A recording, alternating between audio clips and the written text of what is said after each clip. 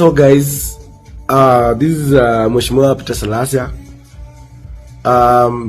There's something that it cannot go without me talking about it, and that is what happened last week with the governor when he was mishandled and forced to testify to go for the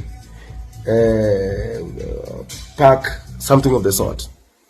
Now, my concern is this, that we learn basic on arms of government. So number one arm of government is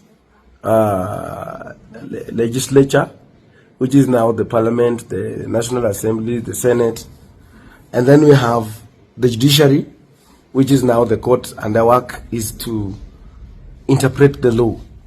And then we have the executive, which is now to implement the law. So Senate, they have to interpret, like for example, the oversight. We know in judgment, the Senate is like the High Court. So what does that mean? It means that they can make the recommendation that yes, maybe he failed to come, this governor, so we are recommending this governor ABCD. And once now they leave it to the governor for the ABCD to be done, they allow now the summon to be arraigned in court on basis of ABCD, or to be in jail, something of the sort. But now, seeing people, Onyonka, Sifuna, Okech, going and manhandle somebody when they have the power to amend the law, that when someone fails to come in parliament, you are entitled to be jailed for 2 months or 6 months, and you are eligible for to be impeached. They can make the laws like that. But what we saw last week was pure nonsense, pure stupidity, kind of tautology, and that is what it means that there's a problem with the Senate, and Senate must up their game. We're in the National Assembly, we summon. If they don't, we take the necessary action.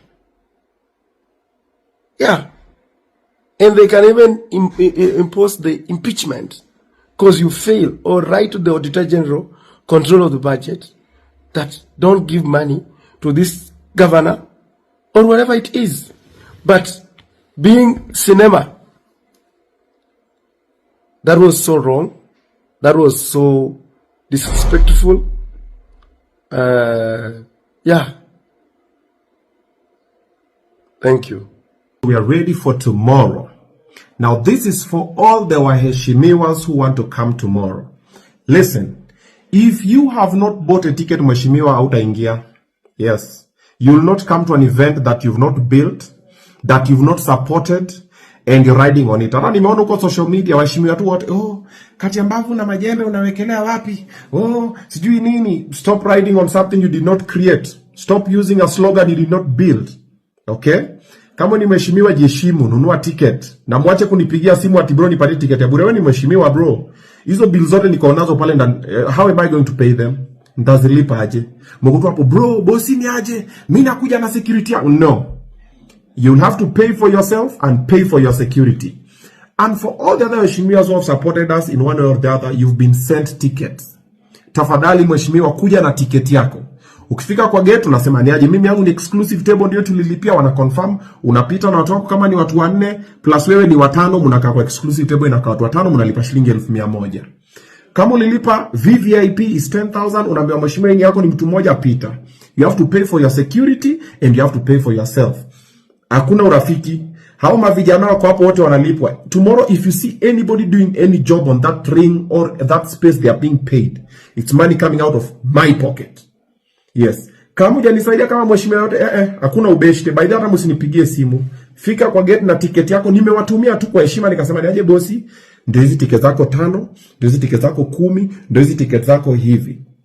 Wale wamenunulia wase nimechukua na nimeweka ndio hii link ya bosi, na bosi akaconfirm akasema ndio nimeziona nika approve. na aka approve na nikapost na wasema wamezichukua. Okay? Wale maguns wale wanakuja wanaheshimiwa, unajua mheshimiwa anatuingiza mtashangaa. Kuna mheshimiwa anaingiza mtu. Mheshimiwa akifika kwa gate, aje mheshimiwa ni aje? Oh yes, VIP parking, yes. How many people are in the car? We have to pay for the rest. And sadly, there are no tickets at the gate. There is no ticket being sold at the gate whatsoever. Hakuna tiketi kwa gate. Kuja na tiketi yako. Waheshimiwa wote wenye mmeona nimewataja, nimeshawapanga, nimewatumia tiketi zao na wame appreciate. Tupatane kesho mapema. Gates are opening at 3 p.m. Event inaanza kitu saa 10, saa 11 hapo ni nini? Fight ya kwanza by saa 1 wako on nini and everything. We are going to be streaming the Mbavu and Majembe fight from 10:30 at madfan.com. Okay? Unalipa 200 bob yako, una watch game from wherever you're watching it, from wherever you're watching it from. Lakini this one is just for all the waheshimiwa. Unaona wale wanakamingi last minute watu 20? Haitawa kesho. Ngojeni muone.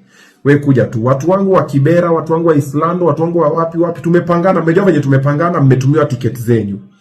Kama una ticket itakuwa crazy. Wale wengine wamechukulia mepangwa mboka, kama upige tu mboka fiti. Tuinuane kama mavijana. All right? I'll see you guys tomorrow. Big up to everybody who's made this possible. Big up to all the fighters. I've seen you guys already. Big up to Kenyans. You guys have made this thing a trending topic.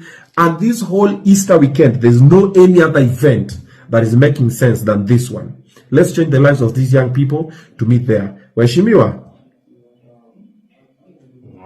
No.